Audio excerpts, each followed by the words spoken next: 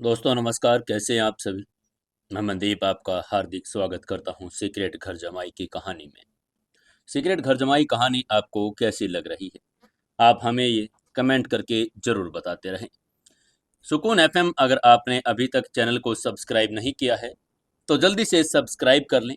दोस्तों अगर आप हमारे और भी सोशल मीडिया प्लेटफॉर्म से जुड़ना चाहते हैं तो डिस्क्रिप्शन में हमारा लिंक दिया हुआ है। आप व्हाट्सएप चैनल, टेलीग्राम चैनल और हमारे दूसरा जो चैनल है इंग्लिश स्टोरी का चैनल है और हमारा फेसबुक चैनल है, इंस्टाग्राम चैनल है, आप उन सभी पर हमसे जुड़ सकते हैं। कल जो मैंने सवाल पूछा था उसके कुछ कमेंट आए हैं, वो देख लेते हैं। राधे एफएम कहते हैं भाई अगर मैंने मेरे वाली का नाम और सिटी का नाम लिख दिया तो सभी को पता चल जाएगा। बिल्कुल भाई। आई के गुप्ता कहते हैं सर सारी कहानी लड़कियों के बीच में ही घूमती रहेगी या स्टोरी आगे एल के बांधा। Thank you sir. Naushad Ali कहते हैं हेलो भाई जी, कहानी बोलने से पहले नाम बताना ठीक रहेगा, इसलिए कहानी सुनने के साथ साथ क्लोज कर देते हैं। जी बिल्कुल, आप सही कह रहे हैं, बिल्कुल। सुशील प्रसाद जी कहते हैं भैया मेरा नाम गलत बोल दिया, मैं सुशील प्रसाद हूँ, चंदन नगर हुगली से हूँ। Thank you so much brother, कैसे हैं आप। भंवरलाल सरन कहते हैं बहुत सुंदर है, thank you. Munawar Ahmed love भेजते हैं, थैंक यू। डॉप लिरिक्स लिखते हैं मैं बांग्लादेश से हूँ, क्या बात है sir, thank you. Ashfaq Shah लिखते हैं सर जी प्यार तो प्यार होता है, हर एक को बताया तो नहीं जाता। ये बात भी आपकी बिल्कुल सही है। AK-47 Anil, A to Z IK, Radhe FM, Sanjoy Paul, Ankit भाई, राजू जैन, भंवरलाल सरन, प्रीतम पी, यशोदा बंदलाई और Saharan Azad, great brother. Thank you so much brother, आप सभी का बहुत बहुत इतना कहानी को प्यार देने के लिए मैं तहे दिल से धन्यवाद करता हूँ। दोस्तों आज का सवाल बड़ा ही इंटरेस्टिंग सवाल है, जो कोई भी कहानी सुनेगा तो उसको कमेंट करना ही पड़ेगा। आज का सवाल आपके लिए है, अगर आपको 24 घंटे में दुनिया बदलने की पावर मिल जाए तो आप लोग क्या क्या बदलेंगे। मान लो कि पूरा विश्व अगर आपके 24 घंटों में हाथ में आ जाए तो आप क्या करना चाहेंगे सबसे पहले। बड़ा ही इंटरेस्टिंग सवाल है, इंटरेस्टिंग ही कमेंट होने चाहिए, ठीक है ना दोस्तों। चलिए अब ज़्यादा देर न करते हुए सीक्रेट घर जमाई के 37वें एपिसोड में आपका स्वागत है। आप सुन रहे हैं मनदीप की आवाज़ में सीक्रेट घर जमाई ओनली ऑन सुकून एफएम पर। शुरू करते हैं कहानी। समर और कियारा को ईरा ने बताया कि किसी लड़की ने कंपनी पर नकली ज्वेलरी बेचने का फ्रॉड का केस कर दिया। कियारा जब उसकी लड़की से समझौता करने के लिए गई तो उसे पता चला कि वो लड़की कोई और नहीं, इशिका मेहरा थी। उससे निपटने के लिए समर ने एंटिक प्रतियोगिता में जाने का फैसला किया और उसके बाद एसपी के डिनर पर चला गया। वहां जिया ने सभी को समर को अपना बॉयफ्रेंड कहकर इंट्रोड्यूस कर दिया था। तभी हितेश ने खड़े होते हुए ऊंचे भाव के साथ कहा, समर, मुझे उम्मीद है कि तुम जिया को छोड़ दोगे, तुम इसके लायक नहीं हो। उसकी आवाज गर्व से भरी हुई थी। उसने अपनी तिरस्कार से भरी आंखों के साथ समर को देखा था। हितेश की नजर देखकर समर ने अपनी भौहें सिकोड़ ली और मन ही मन कहा, ये क्या बकवास है यार, तुम मुझे ऐसे क्यों देख रहे हो, तिरस्कार और उपहास के साथ। तुम जिया का पीछा कर रहे हो जिससे मेरा कोई लेना देना नहीं, लेकिन तुम मुझे नीची नजरों से क्यों देख रहे हो। मैं इसे तो बर्दाश्त नहीं कर सकता ना। वो गुस्सा हो गया था। समर ने हंसते हुए जिया की कमर पर हाथ रखते हुए कहा, जिया मेरी गर्लफ्रेंड है, मैं उसे क्यों छोड़ दूंगा। समर ने जानबूझकर हितेश को गुस्सा दिलाने के लिए जिया की कमर पर हाथ रखा था। हितेश ने जब समर को जिया की कमर में हाथ डालते देखा तो उसने उसे धमकी देते हुए कहा, समर, मुझे उम्मीद है कि तुम अपनी औकात जानते हो। कुछ लोग हैं जिन्हें तुम्हें नाराज नहीं करना चाहिए। उसकी आंखों में ठंडक की एक चमक थी। हितेश की धमकियां सुनकर समर गुस्से में आ गया था। वो लगभग हंस पड़ा। वो शैडो ग्रुप का किंग था। शैडो ग्रुप का प्रेसिडेंट भी इससे इस तरह से बात करने की हिम्मत नहीं कर सकता था। समर ने तिरस्कार के साथ ठंडेपन से मुस्कुराते हुए कहा, मुझे किसी के साथ पंगे लेने का शौक नहीं है, लेकिन अगर कोई मुझसे पंगा लेता है तो मैं पीछे नहीं हटता हूं। तुम हो कौन, मैं तुम्हें नाराज क्यों नहीं करूंगा। हितेश ने गर्व से कहा। क्योंकि तुम जानना चाहते हो कि मैं कौन हूं, तो मैं तुम्हें बता देता हूं। मेरे पिता इंदौर शहर के वाइस मेयर हैं। इंदौर शहर में मेयर के बाद वाइस मेयर ही दूसरे सबसे प्रभावशाली आदमी थे। एक आम आदमी ये भी सुन सकता था कि वो वाइस मेयर का बेटा है, तो उसे खुश करने की कोशिश करने लगता। लेकिन हितेश को आश्चर्य हुआ कि उसकी पहचान सुनने के बाद भी समर के चेहरे पर कोई बदलाव नहीं आया। ऐसा लगा कि जैसे समर ने उसकी बातें सुनी ही नहीं हो। समर ने अपमानजनक ढंग से कहा, मुझे लगा कि तुम शैडो ग्रुप के अध्यक्ष के बेटे हो। लेकिन तुम तो बस एक मामूली से वाइस मेयर के बेटे हो। कोई बड़ी बात नहीं। शैडो ग्रुप के प्रेसिडेंट का बेटा भी अगर समर को देखकर आगे झुकता था तो उसे खुश करने की कोशिश करता। हितेश उसके सामने इतने भी लायक नहीं था। समर की बेइज्जती भरी बातें सुनकर हितेश का चेहरा काला पड़ गया। उसने ठंडे स्वर में कहा, समर, तुम बहुत घमंडी हो। तुम खुद को समझते क्या हो? समर ने भी तिरस्कार भरी आंखों से हितेश को देखा और कहा, मैं तुम्हें क्यों बताऊं कि मैं कौन हूं? तुम होते कौन हो मुझसे ये पूछने वाले? क्योंकि वो शैडो ग्रुप का किंग था। हितेश को उसकी पहचान जानने का कोई हक भी नहीं था। समर और हितेश अभी अभी बहस ही कर रहे थे, तभी वहां रेस्टोरेंट का मैनेजर अंदर आया और उसने यशवंत सिंह शेखावत के सामने झुकते हुए पूछा, एसपी साहब, आपका स्पेशल डिनर तैयार है, क्या हम टेबल तैयार कर दें? एसपी यशवंत अक्सर इस होटल में खाना खाने आते थे, इसलिए मैनेजर उन्हें अच्छे से जानता था। एसपी यशवंत ने हल्के से सिर हिलाते हुए कहा, ठीक है, तुम लोग टेबल रेडी करवाओ, हम आते हैं। वो अभी समर और हितेश की बातचीत पर ध्यान दे रहा था। वो देखना चाहता था कि कौन ज्यादा मजबूत है। आखिरकार उसकी बेटी उसके सामने समर की तारीफ करती रही थी और वो अक्सर कहती थी कि वो बहुत स्ट्रांग और स्किल्ड फाइटर है। यशवंत ने आज तक समर के वीरतापूर्ण कारनामे देखे नहीं थे, लेकिन उन्होंने उसकी तीखी जुबान और शेखी भगाड़ने की क्षमता को देख लिया था। फिर भी माइस मेयर का बेटा हितेश समर के अपमान का खंडन नहीं कर सका। लेकिन यशवंत को समर पसंद नहीं था।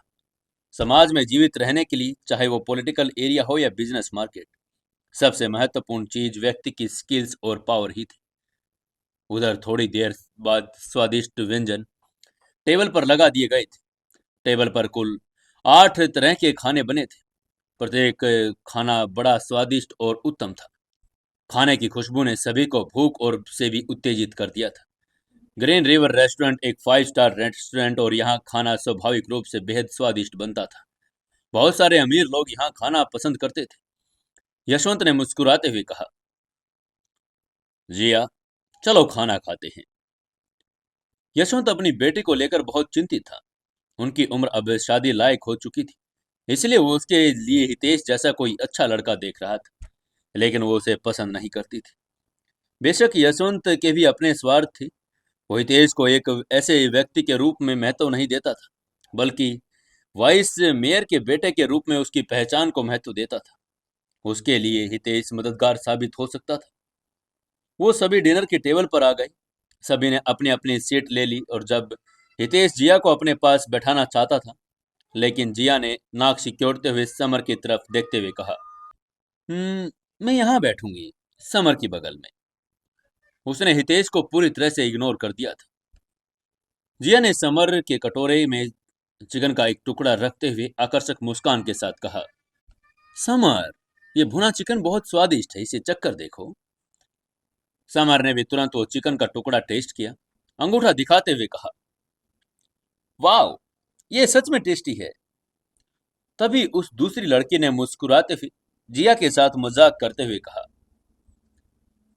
जिया, तुम बहुत पक्षपाती हो। तुम केवल समर के लिए खाना दे रही हो। क्या तुम उसकी गर्लफ्रेंड बनने के बाद अपनी भाभी को भूल गई? वो लड़की दिव्या थी। वो जिया की भाभी थी और जिया के साथ बहुत अच्छा व्यवहार करती थी। उन दोनों के बीच का रिश्ता बहुत अच्छा भी था। अपनी भाभी की बातों से जिया का आकर्षक चेहरा लाल हो गया। उसे बहुत शर्म भी आने लगी थी।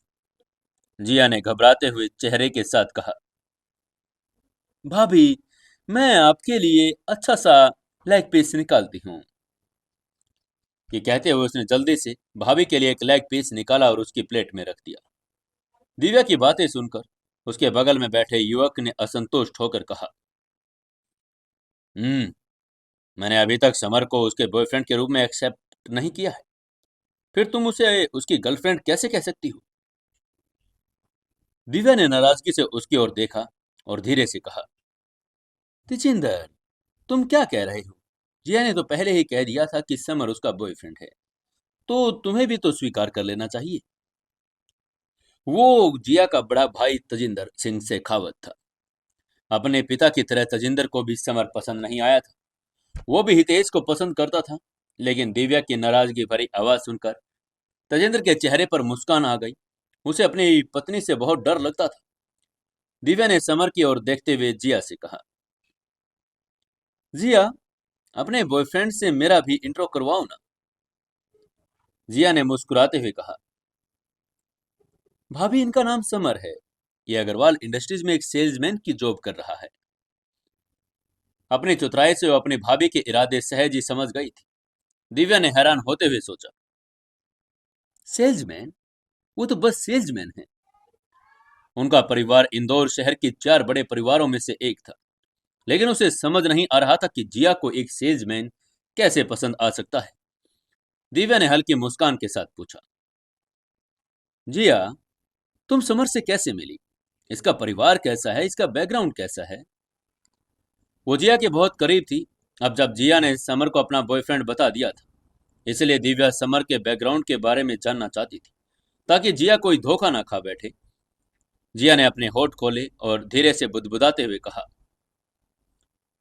वो और मैं और बताने ही वाली थी कि वो कैसे मिले, लेकिन जल्दी से उसने अपना मुंह बंद कर लिया, क्योंकि समर और जिया की पहली मुलाकात एक मसाज सपा में हुई थी। समर किसी को बचाने के लिए मसाज सपा गया था। जिया मसाज सपा पर छापा मारने गई थी। गलतफहमी के कारण उसने समर को गिरफ्तार भी कर लिया था और उनकी मुलाकात ऐसी हो गई थी। मसाज सपा कोई अच्छी जगह नहीं थी, इसलिए जिया ने अपना मुंह बंद कर लिया और सोचने लगी कि क्या कहे। जिया को समर के परिवार के बारे में कुछ पता भी नहीं था। वो कभी उसके घर भी नहीं गई थी। उनकी कभी इतनी बात भी नहीं हुई थी। जिया को उसके परिवार के बारे में कैसे पता होता? वो जब भी मिलते थे तो समर हमेशा उसके साथ फ्लर्ट करता या उसको चिढ़ाता रहता था। दिव्या ने जब देखा कि जिया कुछ बोल नहीं रही है, तो वो भी सोच में पड़ गई। उसने मन ही मन बुदबुदाया, लगता है जिया समर के बारे में कुछ नहीं जानती। कहीं समर जिया को धोखा तो नहीं दे रहा? अक्सर लड़के लड़कियां धोखेबाज होते हैं, और जो अक्सर आमतौर पर अमीर बैकग्राउंड वाले लड़कियों को अपना निशाना बनाते हैं। दिव्या की निगाह देखकर समर थोड़ा अवाक रह गया था।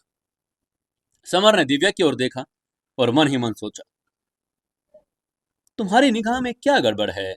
तुम मुझे ऐसे क्यों देख रही हो जैसे मैं धोखेबाज हूं? भले ही दिव्या का चेहरा खूबसूरत था, लेकिन उसका चेहरा पीला पड़ गया था। उसका माथा और कान थोड़े पीले थे। यही ठंडी हवा के जमाव का क्लासिकल प्रेजेंटेशन था। जिया ने समर को दिव्या को घूरते हुए देखा तो वो घबरा गई। उसने मन ही मन सोचा, समर, ये मेरी भाभी है, तुम उसे घूर क्यों रही हो? उसने समर की बांह पर जोरदार चुटकी काटी, ताकि उसकी हरकतों का उसे एहसास हो जाए। समर ने हल्की सी आंख भरी, लेकिन उसने जिया पर ध्यान नहीं दिया। हल्की मुस्कान के साथ दिव्या से पूछा, भाभी, क्या आपको बांझपन की प्रॉब्लम है? क्या आपका बॉडी टेम्परेचर कम रहता है? क्या आपके पेट में दर्द भी होता है? तजिंदर ने सुना कि समर दिव्या को भाभी कह रहा है। वो हैरान रह गया। जिया उसकी बहन थी, वो उसकी पत्नी को भाभी कह सकती थी, लेकिन समर होता कौन है उसे भाभी कहने वाला? तजिंदर समर को डांटने ही वाला था। दिव्या के चेहरे के हाव भाव एकदम बदल गए। दिव्या का मुंह थोड़ा सा खुला रह गया। उसने हैरान होते हुए कहा,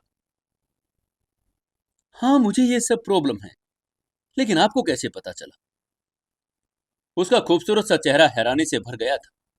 अपने भाभी की बातें सुनकर जिया बोली, भाभी, समर बहुत कुशल डॉक्टर है। इसने ही उन किडनैप हुए बच्चों का इलाज किया था, जिनके बारे में मैंने आपको बताया था। समर ने हल्की मुस्कान के साथ दिव्या का बीमारी का खुलासा करते हुए कहा, भाभी अगर मैं गलत नहीं हूं तो आप कभी मां नहीं बन सकती। उसकी बात सुनकर दिव्या और तेजिंदर दोनों स्तब्ध रह गए। यशवंत सिंह शेखावत भी स्तब्ध रह गए थे।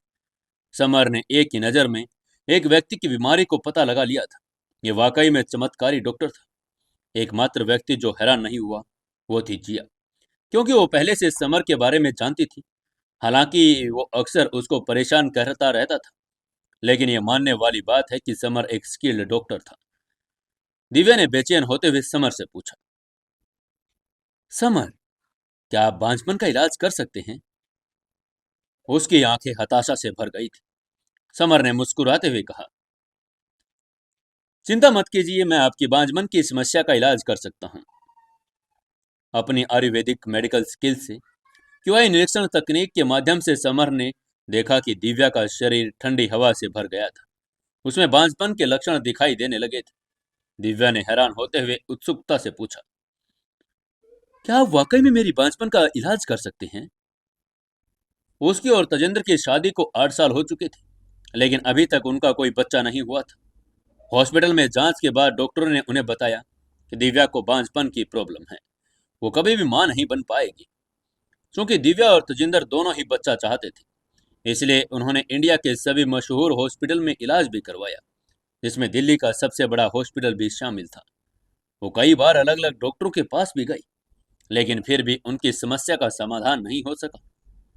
दिव्या को बस एक बच्चा चाहिए था। वो मां बनना चाहती थी, लेकिन वो गर्भधारण नहीं कर पाई थी। एक लड़की के लिए सबसे बड़ी सजा थी कि वो मां नहीं बन सकती। लेकिन समर के आने पर उसे आखिरकार उम्मीद दिखाई दी, क्योंकि समर ने उसे देखकर ही उसकी बीमारी का पता लगा लिया था। इसलिए उसका दिल कह रहा था कि समर उसकी मदद जरूर कर पाएगा। समर ने मुस्कुराते हुए सिर हिलाया और कहा, आपको ये बांझपन की समस्या किसी खास वजह से हुई है। मैं उसे ठीक कर सकता हूं, जिससे आप 1 महीने के अंदर ही गर्भधारण कर लेंगे। उसकी बात सुनकर तजिंदर दिव्या से भी ज्यादा मुंह खोलकर उसे आश्चर्य से देखने लगा। तजिंदर दिव्या से भी ज्यादा हैरान था। वो 8 साल से दिव्या की इस बीमारी का उपाय खोज रहा था, लेकिन अभी तक नहीं मिला। अब समर ने कहा कि वो वास्तव में 1 महीने के भीतर उनका इलाज कर सकता है, तो इसलिए हैरान थे। समर ने उनके संदेह भरे चेहरों को देखकर मुस्कुराते हुए उनसे पूछा, मुझे लग रहा है आपको मुझ पर विश्वास नहीं हो रहा है ना? वो पहले ही समझ गया था कि दिव्या की बीमारी का सबसे बड़ा कारण उसके शरीर की ठंड है। जब तक ठंड बनी रहेगी, तब तक वो गर्भधारण नहीं कर पाएगी। तजिंदर ने अपनी नाक को छूते हुए एक सूखी हंसी के साथ कहा, "हम्म, बेशक हमें आपके ऊपर भरोसा है। आपने एक बार में ही बिना किसी टेस्ट के दिव्या के चेहरे को देखकर ही उसकी बीमारी के बारे में बता दिया, इसलिए हम आपके ऊपर पूरा भरोसा करते हैं।" वो अभी भी समर के बारे में बहुत संदेहास्पद लग रहा था। भले ही उसने कहा कि वो उस पर विश्वास करता है, आखिर उसके जैसा यंग मैन उस सिंड्रोम का इलाज कैसे कर सकता है, जिसे बड़े बड़े हॉस्पिटल के एक्सपर्ट डॉक्टर भी ठीक नहीं कर पाए। तभी हितेश ने अपनी बात पर तिरस्कार भरी हंसी के साथ कहा, यह बहुत मजेदार है। तुम खुद को क्या समझते हो जो कह रहे हो कि तुम बाजपन का इलाज कर सकते हो? समर ने शांति से उसकी ओर देखा और जवाब देते हुए कहा, हितेश, मैं दिव्या भाभी और तजिंदर भाई से बात कर रहा हूँ और उनकी प्रॉब्लम हल करने की बात कर रहा हूँ। इसमें तुम्हारा कुछ लेना देना नहीं है। फिर तुम होते कौन हो मुझे रोकने वाले? हितेश ने तिरस्कार से कहा, मैं इसलिए तुम्हें रोकने की कोशिश कर रहा हूं, क्योंकि मैं जानता हूं तुम मिस दिव्या को यह कहकर उनका फायदा उठाने की कोशिश कर रहे हो कि तुम उनकी बांझपन की समस्या को ठीक कर सकते हो। उसकी राय में समर झूठ बोल रहा था। वो जिया के परिवार का ध्यान आकर्षित करने के लिए कि सिंड्रोम को ठीक कर लेगा। समर ने हल्की मुस्कान के साथ कहा, हितेश, अगर मैं सही हूं तो तुमने पिछले महीने ही अपना अपेंडिसाइटिस का ऑपरेशन करवाया था, है ना? समर की बात सुनकर हितेश के चेहरे के भाव बदल गए। हितेश ने पिछले महीने ही अपने अपेंडिसाइटिस का ऑपरेशन करवाया था। उसके परिवार के अलावा यशवंत सिंह शेखावत सहित किसी को भी इस बारे में पता नहीं था। इसलिए उसने हैरान होते हुए कहा, रुको रुको, ये तुम्हें कैसे पता चला? समर ने हितेश के शरीर की ओर इशारा करते हुए कहा, अगर किसी इंसान को अपेंडिसाइटिस होता है तो इंसान का रंग पीला पड़ जाता है, अपेंडिक्स पर काले धब्बे पड़ जाते हैं, वजन कम हो जाता है। ये सारे लक्षण तुम में तब से दिखाई दे रहे हैं जब से तुमने सर्जरी करवाई है। और ये सुनकर हितेश चुप हो गया, क्योंकि समर की बातें सभी सही थी। उसकी बात सुनकर दिव्या और तेजिंदर दोनों और भी ज्यादा एक्साइटेड हो गए, क्योंकि वो हमेशा से एक बच्चा चाहते थे। अब उन्हें आखिरकार कुछ और ज्यादा उम्मीद बन गई थी। यशविंद भी एक तरफ खड़े होकर खुश हो रहे थे। तेजिंदर उनका इकलौता बेटा था, जो कई सालों से शादीशुदा होने के बावजूद भी बच्चा नहीं पैदा कर पाया था। वो अपने पोते की इच्छा बहुत रखते थे, जबकि उसकी उम्र के दूसरे दोस्तों से पहले ही अपने पोते पोतियों पर वो खेलने लगे थे। इस वजह से यशवंत ने अब समर के प्रति अपना रवैया झुंझलाहट से बदलकर प्रशंसा में बदल दिया था। समर ने अपनी बात आगे बढ़ाते हुए कहा, मैं आपको समझाता हूँ। बांझपन के कई कारण हो सकते हैं, जिनमें ओवरी की खराबी, खराब एंडोक्राइन, एनोल्यूशन स्पेड साइकिल की अनियमितता, फेलोपियन ट्यूब सिनोटोसिस, सांसन और रुकावट, यूरेटिन सर्विक्स का क्षरण और सामने एबनॉर्मलिटी शामिल है। आपके मामले में आपके शरीर में बहुत अधिक ठंड जमा हो गई है, जिससे फेलोपियन ट्यूब और वॉश डिफरेंस ब्लॉक हो गए हैं।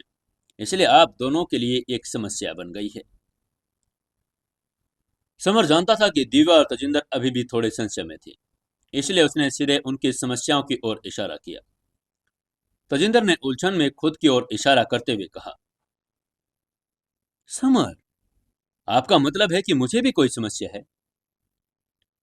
उसे हमेशा लगता था कि उसे बच्चा न होने का कारण उसकी पत्नी है, लेकिन अब समर की बात सुनने के बाद उसे समझ में आ गया कि उसमें भी प्रॉब्लम है। समर ने तजिंदर की ओर इशारा किया और शांति से कहा, बिल्कुल सही। देर से जागना, धूम्रपान करना और शराब पीना, ये सब चीजें जो अक्सर आप करते हैं, आपके शुक्राणुओं पर हानिकारक प्रभाव डालती है। आप एक बॉडी बिल्डर की तरह से दिखते हैं, क्योंकि आप शारीरिक रूप से मजबूत हैं। आप अपनी पीठ सीधी रखते हैं। इन सालों में आपने जो थकान महसूस की, उसने आपकी किडनी को नुकसान पहुंचाया है। ये बात सुनकर तजिंदर को झटका लगा। उसके सामने बैठे इस युवक ने पास न केवल मेडिकल की शिक्षा थी, बल्कि वो उसके लाइफस्टाइल को भी तुरंत पहचान गया था। वो समर की बात पर तुरंत समझ गया कि समर बिल्कुल सही कह रहा है, उसमें भी कोई प्रॉब्लम हो सकती है। तजिंदर ने निराश होते हुए समर से कहा, समर, मैं तुम्हें सच बता रहा हूं। मैं देश की एक स्पेशल फोर्स का कोच हूं। मेरा काम बहुत तनावपूर्ण काम है। मुझे पता है कि देर तक जागना मेरे स्वास्थ्य के लिए सही नहीं, लेकिन मेरे लिए इससे बदलना मुश्किल है। अपनी समस्याओं के बारे में बताते हुए तजिंदर चिंतित था। वो काम के प्रति बहुत समर्पित था और उसे बहुत सारे काम निपटाने के लिए देर रात तक जागना पड़ता था। कभी कभी तो आराम भी नहीं कर पाता था और आज भी उसने बहुत मुश्किल से छुट्टी ली थी, क्योंकि उसे आज अपनी बहन के बॉयफ्रेंड से मिलना था। समर ने मुस्कुराते हुए सिर हिलाते हुए कहा, चिंता ना करें, मैं आपके लिए कुछ आयुर्वेदिक जड़ी बूटियां लिख दूंगा, जिससे आपकी समस्या बिल्कुल हल हो जाएगी। तजिंदर की समस्या उसके लिए कोई बड़ी बात नहीं थी। इसे कुछ आयुर्वेदिक दवाओं से ठीक किया जा सकता था। तजिंदर ने खड़े होकर ईमानदारी से समर को झुककर धन्यवाद करते हुए कहा, thank you very much summer. अगर तुम्हें कभी भी मेरी किसी भी मदद की जरूरत हो तो मुझे बताना। इंदौर शहर पर मेरा अच्छा प्रभाव है। उसने अब सामने खड़े युवक को नीची निगाहों से नहीं देखा, इसके बजाय उसने उसे सम्मान भी दिया। समर ने हाथ हिलाकर कहा, आपको थैंक यू कहने की कोई जरूरत नहीं है। जिया का बॉयफ्रेंड होने के नाते आपकी मदद करना मेरे लिए खुशी की बात है। उसने दिखाने की कोशिश की कि वो सब ये जिया के लिए कर रहा है। दूसरे और बगल में खड़े हितेश को अब सभी इग्नोर कर रहे थे। इस समय सभी की नजर सिर्फ समर पर ही थी। तजिंदर ने उत्सुकता से पूछा, समर, मैं सोच रहा था कि तुम मेरी पत्नी को कैसे ठीक करोगे? समर ने हल्की मुस्कान के साथ कहा,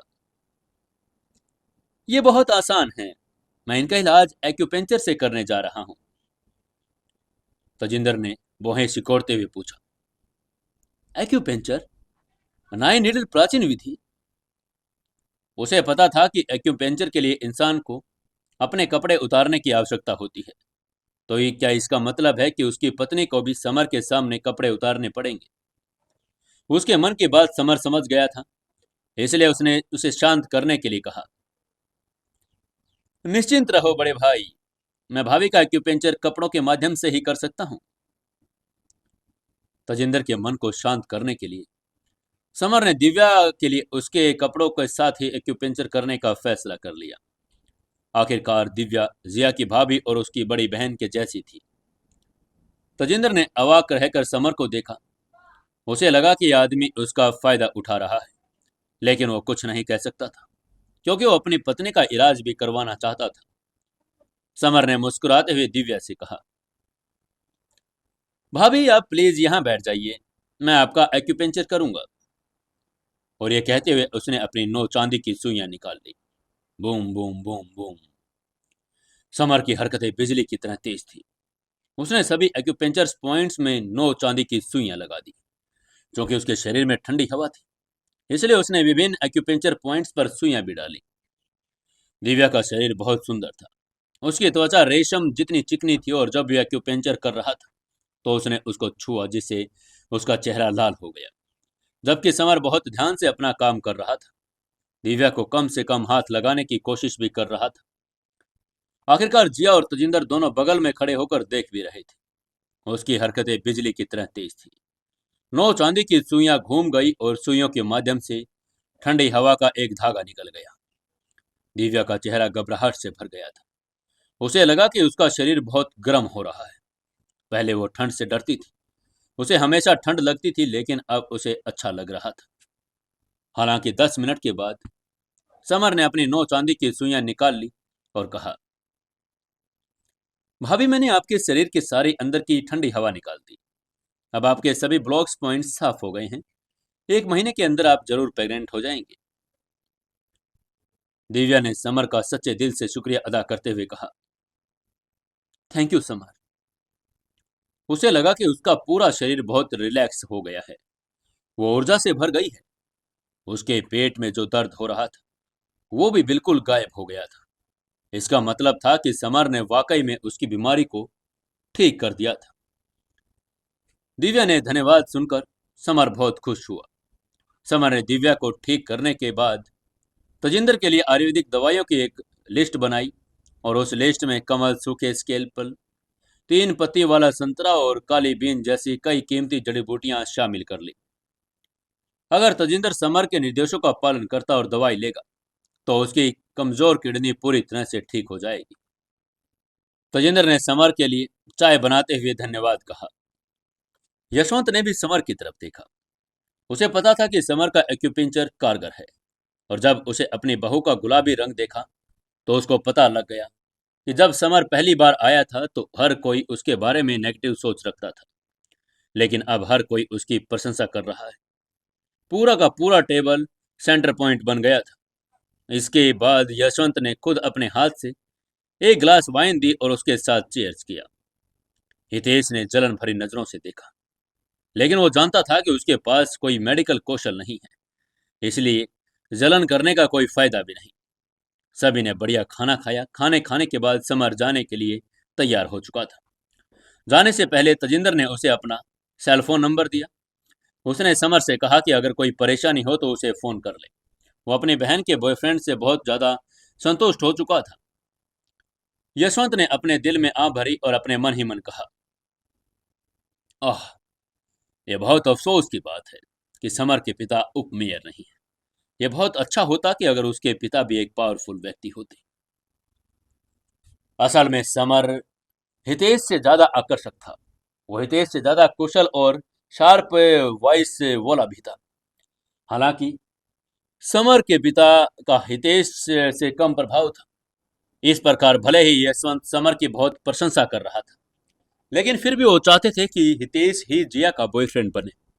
यह अफसोस की बात थी कि यशवंत को यह नहीं पता था कि समर दिल्ली के भारद्वाज परिवार का बेटा था, या फिर ये कहें कि उसका यह पता नहीं था कि समर शैडो ग्रिंग ग्रुप का शैडो किंग था।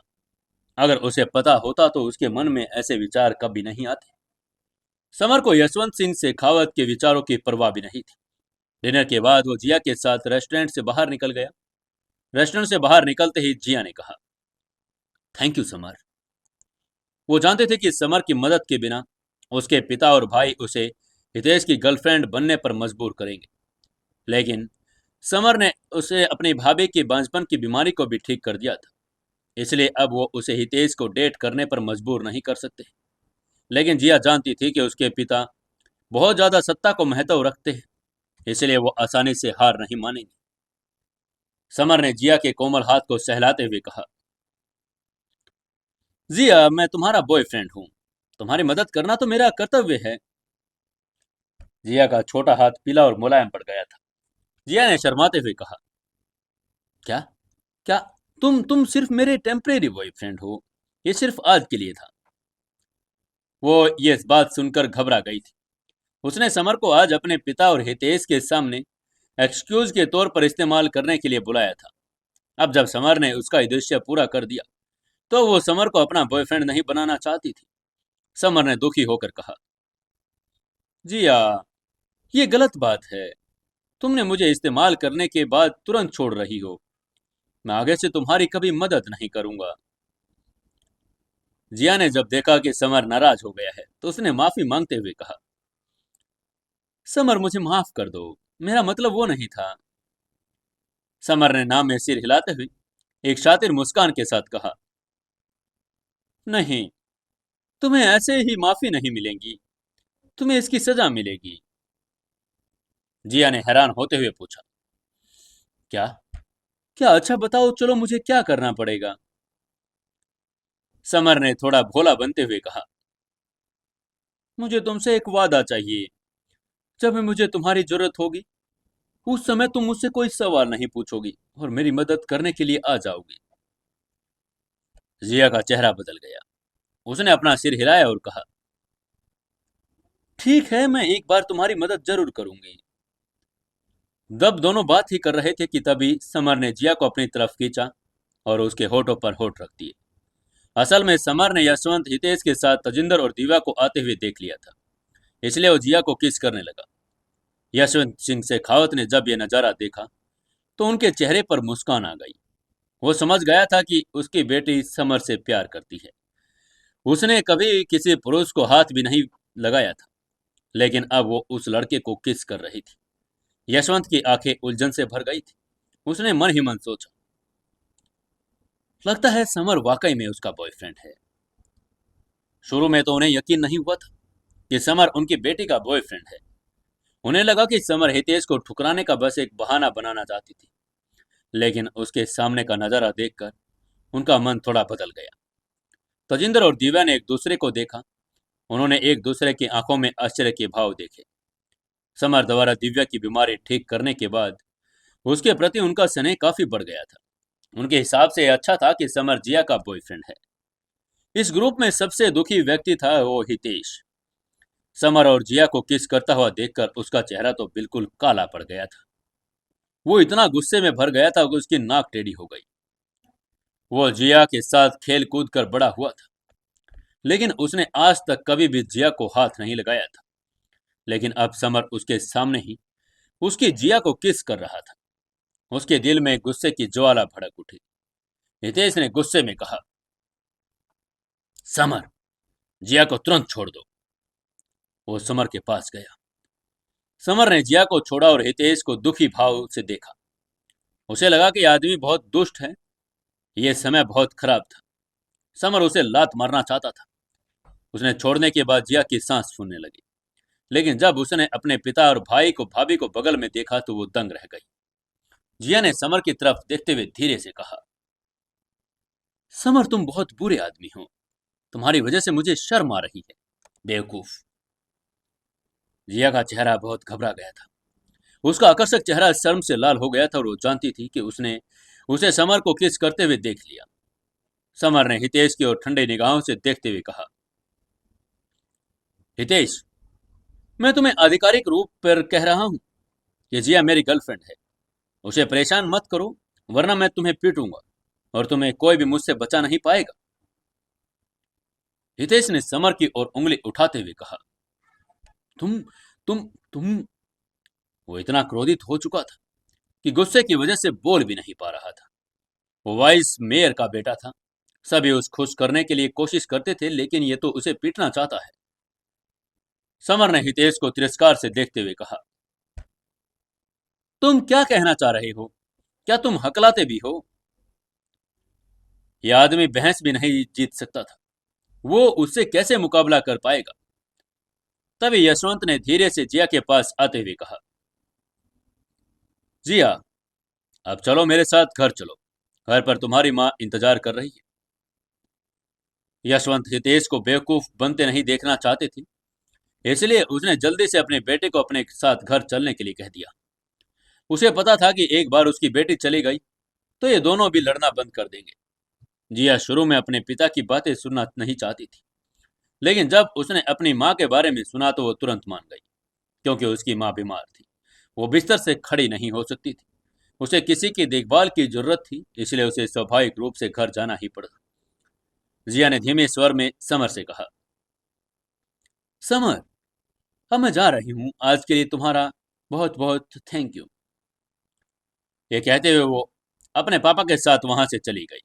उसके पिता, भाई, भाभी वो ओडी से सवार होकर होटल से निकल गए। जिया के जाने के बाद हितेश ने जाने से पहले ही समर को घमंड से देखा और रेड फरारी स्पोर्ट्स कार में वहां से निकल गया। वो जानता था कि वो समर से नहीं जीत सकता, लेकिन उसके पास पैसा था। वो समर को नीचा दिखाने के लिए अपनी फेरारी स्पोर्ट्स कार का इस्तेमाल कर रहा था। समर ने हल्के से मुस्कुराते हुए मन ही मन सोचा, ओह, तो सभी चले गए, चलो अब मुझे भी चलना ही चाहिए। वो भी होटल से बाहर निकल गया। समर को हितेश के तानों की परवाह भी नहीं थी। शैडो ग्रुप में उसके पास रोल्स रॉयस, मसरेटाई, लैम्बोर्गिनी जैसी बड़े बड़े ब्रांड की अनगिनत कार थी। उसके पास प्राइवेट निजी जेट, लग्जरी वोट्स भी थी। हितेश द्वारा अपनी फेरारी का दिखावा करने जैसी हरकतें समर के लिए मजाक का पात्र थी। समर की नजर में हितेश एक जोकर था और समर को उसकी परवाह करने की जरूरत नहीं थी। रात के 10 बज गए थे। इंदौर शहर की सड़कें रोशनी और गाड़ियों से भर गई थी। रात के समय घूमने वाले लोग और गुंडे अपना अगला निशाना तलाशने के लिए सड़कों पर घूम रहे थे। अंधेरी रात अपराधियों के लिए एक पसंदीदा जगह थी। समर ने चलते हुए अपने दिल ही दिल बुदबुदाते हुए कहा, क्या लगता है, क्या कियारा सो चुकी होगी या मेरा इंतजार कर रही होगी? मुझे लगता है कि वो अभी भी जाग रही होगी। उसने कहा था कि वो मेरे घर आने का इंतजार करेगी। कियारा के प्रति उसका प्यार और बढ़ता जा रहा था। ये एक ऐसा प्यार था जो समय के साथ बड़ा था, क्योंकि रात के 10 बज चुके थे और कड़ाके की ठंड भी थी। समर कुछ दूर ही चला था। अचानक उसके चेहरे के भाव बदल गए। किसी ने उसके ऊपर हमला करना चाहा था। खतरनाक, समर ने बुदबुदाते हुए कहा और पीछे खड़े व्यक्ति के हमले से बचते हुए एक तरफ हट गया। हरा पत्थर उस जगह पर गिरा जहां समर कुछ देर पहले खड़ा था। इसने एक तीखी चुभने वाली आवाज दी और जोर से जमीन पर गिर गया। पत्थर अंडे के आकार का था। जमीन पर एक बहुत बड़ा निशान पड़ गया। अगर समर को पत्थर लग जाता तो उसकी हड्डी टूट जाती। यह हमला किसी ने छिप कर किया था। जब समर ने जमीन पर पत्थर को देखा तो उसकी आंखों में ठंडक की एक चमक आ गई। उसने छिपकर हमला करने वाले को इधर उधर ढूंढा। तभी अचानक हवा में दो और पत्थर दिखाई दिए। पत्थरों से एक तीखी चुभने वाली आवाज भी आ रही थी। वो पत्थर समर की ओर तेजी से बढ़ रहे थे। समर ने अपने दाहिने पैर से आगे की दीवार पर जोरदार किक मारते हुए व्यंग्य भरी आवाज में कहा, ओह शिट, कमजोर शॉट। तभी बूम बूम की आवाज करते हुए दो काले पत्थर दीवार से टकराए और दीवार पर तुरंत दो छेद बन गए। समर ने शांत गली ली। अंधेरे में चिल्लाते हुए जोर से कहा, अगर हिम्मत है तो मेरे सामने आ जाओ। तुम अंधेरे में क्यों छिप रहे हो? छिपकर हमला तो कायर करते हैं। अगर है हिम्मत तो आओ आगे। तुम कोई भी हो, सामने आ जाओ। समर के शब्द अभी समाप्त ही हुए थे, तभी उसे एक पतला सा काले कपड़ों वाला लड़का अंधेरी गली में आता हुआ दिखाई दिया। पतला लड़का चलते हुए ताली बजा रहा था। उसने ताली बजाते हुए हंसकर समर से कहा, बुरा नहीं, बुरा नहीं, तुम मेरे पत्थरों को चकमा दे सकते थे। वो दुबला पतला युवक सिर्फ 5 फुट 6 इंच का था। उसकी आंखें उल्टी थी और उसका रूप बहुत ही तेज था। उसने समर को ठंडी निगाहों से देखा। वो एक जहरीले सांप की तरह दिख रहा था। समर ने उससे पूछा, कौन हो तुम और तुम्हारी मुझसे क्या दुश्मनी है? उस लड़के ने ठंडी मुस्कान के साथ कहा, मेरा नाम मोहित है। यंग मास्टर ईशान ने मुझे तुम्हारे हाथ पैर तोड़ने का आदेश दिया है। मेरे हाथ में भी खुजली हो रही थी, इसलिए मैंने तुम पर पत्थर फेंके। मुझे उम्मीद नहीं थी कि तुम उनसे बच पाओगे। समर ने ठंडी मुस्कान के साथ यंग मास्टर ईशान का अपमान करते हुए कहा, ओह, तो तुम्हें उस कमीने यंग मास्टर ईशान ने भेजा है?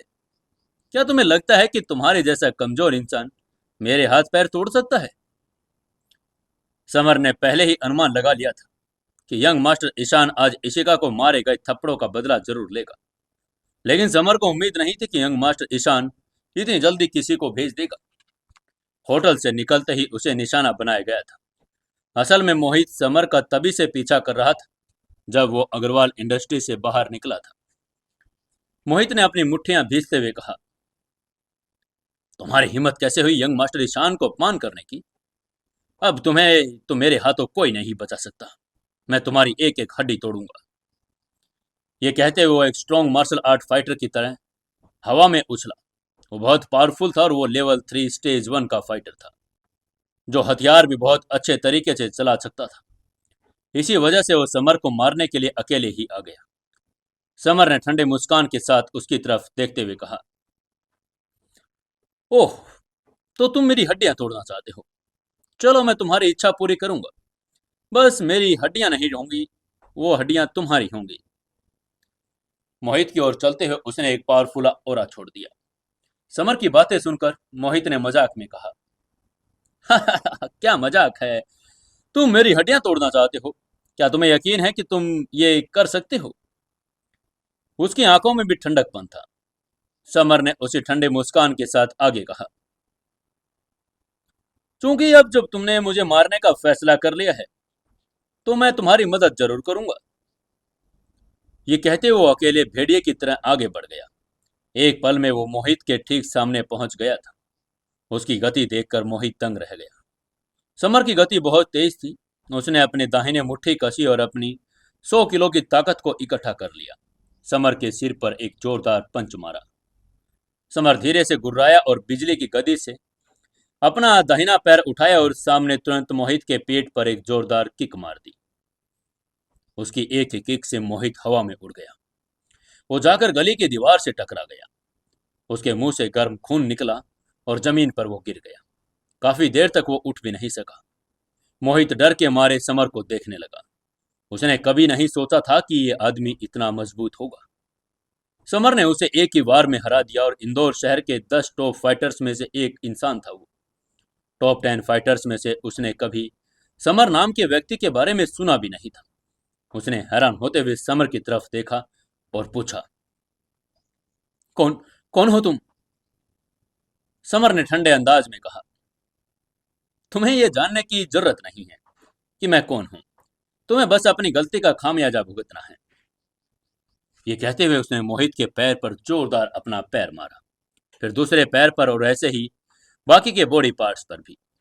कटाक कटाक की आवाज करते हुए मोहित की हड्डियां एक एक करके टूटने लगी। उसके मुंह से गर्म खून और भी ज्यादा निकलने लगा। मोहित यहाँ समर की हड्डियां तोड़ने आया था, लेकिन उसकी खुद की हड्डियां टूट चुकी थी। समर ने झुककर मोहित की जेब को टटोला। उसे उसकी जेब से एक 5 करोड़ का चेक मिला। चेक देखते ही समर के चेहरे की खुशी छा गई। उसने मुस्कुराते हुए कहा, अरे वाह, 5 करोड़ का चेक। यंग मास्टर ईशान ने समर को सबक सिखाने के लिए उसको 5 करोड़ रुपए दिए थे। मोहित को जब होश आया तो उसे पता चला कि समर ने चेक ले लिया है। आज मोहित के जीवन का सबसे दुर्भाग्यपूर्ण दिन था। वो न केवल अपने मिशन पर कामयाब नहीं हो पाया, बल्कि उसने अपना पैसा भी खो दिया। समर ने 5 करोड़ रुपए का चेक भी रख लिया और टैक्सी रोक कर निपानिया पैलेस की ओर चल पड़ा। जब समर विला नंबर 13 में पहुंचा तो रात के 11 बज चुके थे। हवेली की लाइटें अभी भी जल रही थी। वो समझ गया कि कियारा अभी भी उसका इंतजार कर रही होगी। समर ने विला से आती रोशनी को देखकर अपनी स्पीड और बढ़ा दी। वो अपने परिवार का एक अबंडेंट चाइल्ड था। किसी ने उसकी परवाह नहीं की थी। कोई भी उसका घर पर आने का इंतजार कभी करता नहीं था। ये पहली लड़की थी जो रात में उसका इंतजार किया करती थी। आज उसको अच्छा लग रहा था।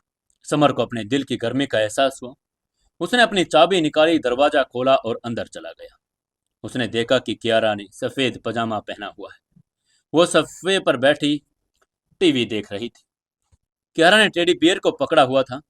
वेब सीरीज में इतनी खोई हुई थी कि उसे एहसास ही नहीं हुआ कि समर घर पर आ चुका है। समर थोड़ा अवाक रह गया जब उसने देखा कि कियारा को पता ही नहीं चला कि वो आ चुका है। उसने कियारा के पास आते ही अचानक से पूछा, हनी, क्या वेब सीरीज इतनी अच्छी है कि तुम इतने इंटरेस्ट से देख रही हो? कियारा ने अचानक जब समर की आवाज सुनी तो एक पल के लिए डर सी गई। फिर उसने जब देखा कि कोई और नहीं समर ही है तो उसने खुद को संभाला और मुस्कुराते हुए समर से कहा, हाँ डियर, ये वेब सीरीज बहुत मजेदार है। ये पहली वेब सीरीज है जो मैं देख रही हूँ। इसकी स्टोरी बहुत इमोशनल है। कियारा कंपनी की सीईओ थी और हमेशा बिजी रहती थी। कभी कोई वेब सीरीज देख भी नहीं पाती थी। जब भी वो घर पर होती तो पढ़ाई करती और किताबें पढ़ती। लेकिन ये 2 दिन उसके लिए तनावपूर्ण थे, क्योंकि यंग मास्टर ईशान की बहन इशिका ने कंपनी पर लीगल केस कर दिया। समर पर घर पर नहीं था और इसलिए उसने अपने तनाव को दूर करने के लिए टीवी चालू कर लिया। तभी कियारा ने टीवी बंद करते हुए समर से पूछा, डियर, वो एसपी के साथ आपका डिनर कैसा रहा? क्रिमिनल पुलिस के एसपी इंदौर शहर के बहुत और ज्यादा प्रभावशाली आदमी थे। समर को समझ नहीं आ रहा था कि कियारा का सवाल का जवाब कैसे दे। वो ये नहीं बता सकता था कि जिया ने उसको अपना टेम्पररी बॉयफ्रेंड बनाने के लिए बुलाया था। अगर वो ऐसा कहेगा तो कियारा नाराज हो जाएगी।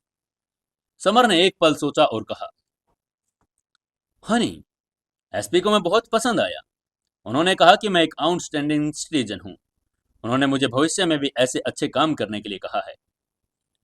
कियारा ने कहा, डियर, ऐसा लगता है कि आपको एसपी बहुत इंपॉर्टेंस देते हैं। आपको भविष्य में भी ऐसे अच्छा प्रदर्शन करना चाहिए। वो इस बात से बहुत खुश थी कि एसपी उसके प्रति पति के प्रति बहुत महत्व दे रहे थे। समर ने कियारा से मुस्कुराते हुए कहा, हनी, अब बहुत बातें हो गई, चलो अब जल्दी आराम करो। हमें कल एंटिक प्रतियोगिता में भी जाना है। एंटिक कंपटीशन का जिक्र सुनकर ही कियारा की भौहें सिकुड़ गई। कियारा की आंखों में चिंता देखकर समर ने कियारा का हाथ थाम लिया और कहा, हनी, चिंता मत करो, तो मुझ पर भरोसा रखो, मैं कल सब ठीक कर दूंगा। कियारा ने सिर हिलाते हुए कहा, हाँ, मुझे आप पर भरोसा है। मुझे पता है कि आप सब ठीक कर देंगे। समर ने धीरे से कहा, हनी, चलो मैं तुम्हें बिस्तर तक छोड़ आता हूँ। कियारा ने शर्माते हुए कहा, डियर, आज कोई बात नहीं, आपको परेशान होने की जरूरत नहीं। कल मुझे सर्दी थी लेकिन अब मैं ठीक हूँ। समर ने हल्के से मुस्कुराते हुए कहा, नहीं हनी, अब से तुम्हें हर दिन तुम्हारे बिस्तर तक मैं छोड़कर आऊंगा। ये कहते हुए उसने कियारा को उठाया और दूसरी मंजिल पर उसके बेडरूम की ओर चल दिया। कुछ ही पल में समर दूसरी मंजिल पर बेडरूम में पहुंच गया। उसने कियारा को बड़े से बिस्तर पर लेटा दिया और जब उसने उसका आकर्षक चेहरा और फिगर देखा तो उस पर झपटना चाहता था, लेकिन उसने अपने इमोशंस को कंट्रोल कर लिया। कियारा के साथ उसका रिश्ता बहुत बेहतर हो रहा था। अगर वो उसे छू सकता था और किस भी कर सकता था, वो जल्दबाजी में अपने इस रिश्ते को बर्बाद नहीं करना चाहता था। समर का मानना था कि जब उसे कियारा का दिल जीतने में समय नहीं लगेगा तो बहुत जल्दी वो एक साथ बिस्तर पर आ जाएंगे। कियारा ने कहा, डियर, प्लीज मुझे एक कहानी सुनाओ ना। उसने कंबल ओढ़ लिया और अब समर सिर्फ उसका सिर दिखा रहा था। वो छोटी थी तो उसकी माँ उसे सोने से पहले एक कहानी सुनाती थी। समर ने कियारा के सिर पर हाथ फेरते हुए धीरे से कहा, ठीक है हनी, मैं तुम्हें राजकुमारी स्नो वाइट की कहानी सुनाता हूँ। दूर देश में एक राजा और एक रानी थे। वो एक बच्चा चाहते थे, इसलिए उन्होंने भगवान से प्रार्थना की। जल्दी उनके पास रेशमी गोरी त्वचा वाली एक प्यारी लड़की हुई, इसलिए उन्होंने उसका नाम स्नो वाइट रखा। समर ने कियारा को स्नो वाइट की कहानी सुनाई, लेकिन कहानी खत्म होने से पहले ही कियारा सो गई। उसके खूबसूरत चेहरे पर एक प्यारी सी मुस्कान थी। ऐसा लग रहा था जैसे वो ही एक राजकुमारी स्नो वाइट हो। समर ने जब देखा कियारा सो गई है, उसने उसका सिर सहलाते हुए कहा, गुड नाइट हनी। ये कहते हुए वहां से खड़ा हुआ और दरवाजा बंद करके कमरे से बाहर निकल गया। वो खुशी खुशी अपने बेडरूम की तरफ जा ही रहा था। वो आज बहुत खुश था क्योंकि उसका और कियारा का रिश्ता, जिस पर हमेशा डिवोर्स नाम की तलवार लटक रही थी, अब सुधरने लगा था। वो अपने बेडरूम में आ गया था। बिस्तर पर सोने ही जा रहा था कि तभी उसकी नजर एक स्विच बोर्ड पर पड़ी। वहां एक स्टोन जैसी चीज चमक रही थी। समर ने जब देखा तो एक स्पाई कैमरा था।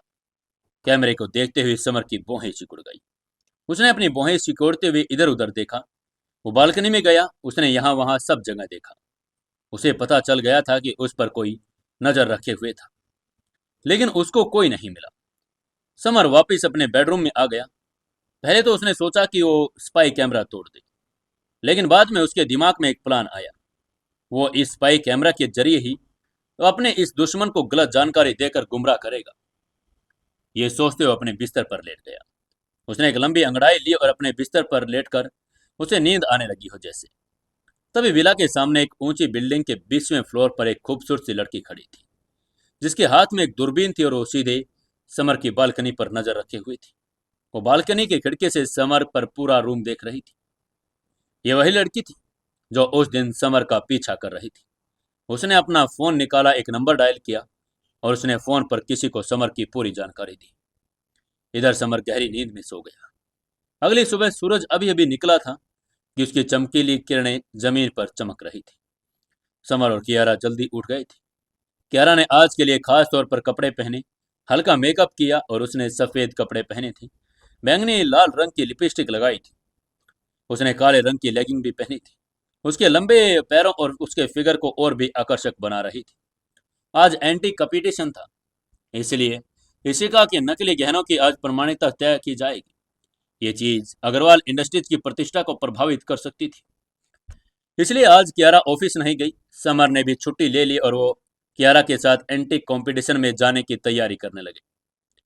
समर ने बीएमडब्ल्यू के बगल में खड़े होकर पूछा, हनी, गाड़ी तुम ड्राइव करोगी या मैं करूं? कियारा ने कार का दरवाजा खोलते हुए मुस्कुरा कर कहा, डियर, गाड़ी मुझे ही चलाने दो। आप आज एंटी कंपटीशन में भाग ले रहे हैं। आपको अपनी एनर्जी कंपटीशन के लिए बचा कर रखने की जरूरत है। ये कहते वो गाड़ी की ड्राइविंग सीट पर बैठ गई। जहां तक समर का सवाल था, वो पैसेंजर सीट पर बैठा। व्रुम व्रुम करते हुए कियारा ने चाबी घुमाई और गाड़ी को एलजी रोड पर घुमा दिया। उसने cloud top high rising building की पहली मंजिल के 1000 वर्ग मीटर से एरिया पर अपना कब्जा कर लिया था। जब कियारा और समर बिल्डिंग में पहुंचे तो उन्होंने देखा पार्किंग में पहले से ही कई लग्जरी गाड़ियां खड़ी थी। कियारा के बीएमडब्ल्यू को यहाँ केवल एक साधारण गाड़ी कहा जा सकता था। तभी उनकी नजरों से बचती हुई उनके पीछे एक व्हाइट ऑडी पार्किंग में रुकी। उनमें से एक आकर्षक लड़की बैठी थी। वो निपानिया पहले से ही उनका पीछा कर रही थी। एंटीक कंपटीशन इंदौर शहर के एंटीक क्षेत्र का बहुत बड़ा फेस्टिवल था। यहाँ पर लोग बड़े प्यार से शामिल होते थे और कई करोड़पति मेहमान होते थे। अगर वो कंपटीशन जीतने में सफल हो जाते तो हाई रैंकिंग ऑफिशियल्स और करोड़पति उनको अपनी एंटीक चीजें चुनने के लिए कहते, उनको अच्छा पैसा भी देते। लेकिन अगर कोई प्रतिभागी एक बार गिर जाता तो करोड़पति उसे नजर भी नहीं देखते, क्योंकि असफलता का कोई मूल्य नहीं होता। एंट्री कंपटीशन प्रतिभागियों का भाग्य निर्धारित करती थी। कियारा और समर दोनों ही गाड़ी से उतरकर मंजिल की तरफ चल दिए। वहीं सफेद ओढ़ी वाली औरत भी उनके पीछे पीछे चल रही थी। चलते चलते समर ने अपने मन में सोचा, मैं अपनी पत्नी की मदद करने के लिए एंटी कंपटीशन जरूर जीतूंगा। कियारा उसकी पत्नी थी। अगर वो कुछ करना चाहता था तो अपनी पत्नी और अपनी कंपनी को बचाने के लिए कुछ भी करना चाहता था। सुबह 8 बज चुके थे। पूरा एंटीक एसोसिएशन लोगों से भर गया था।